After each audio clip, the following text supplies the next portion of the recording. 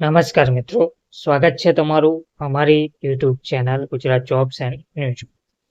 મિત્રો, આંગણવાડી કાર્યકરો તેમજ આંગણવાડી વર્કરોના પગારમાં મોટો વધારો જોવા મળી રહ્યો છે, જે ઘણા લાંબા સમયથી બહેનો માંગ કરી રહ્યા હતા.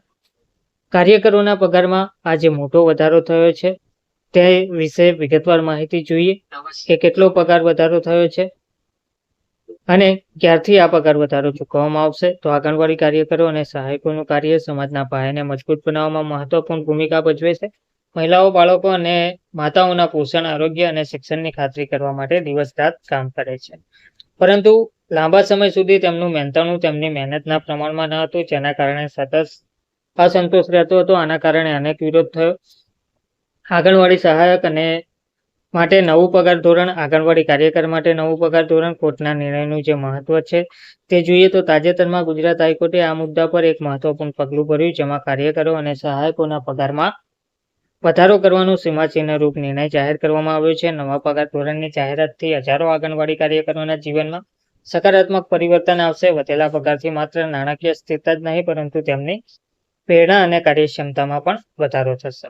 પરંતુ લાંબા સમય સુધી તેમની મહેનતના પ્રમાણનું જે પગાર મળતો હતો તે તેમના મહેનતના પ્રમાણનો ન હતો, જેના કારણે સતત અસંતોષ જોવા મળી રહ્યો હતો.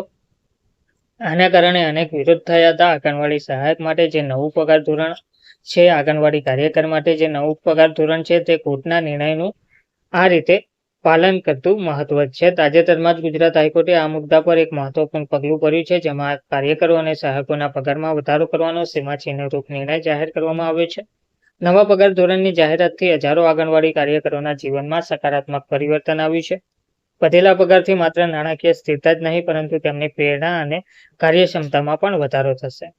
તાજેતરમાં ગુજરાત હાઈકોર્ટે આ મુદ્દા પર એક મહત્વપૂર્ણ પગલું ભર્યું, જેમાં કાર્યકરો અને સહાયકોના પગારમાં વધારો કરવાનો સીમાચિહ્નરૂપ નિર્ણય જાહેર કરવામાં આવ્યો હતો.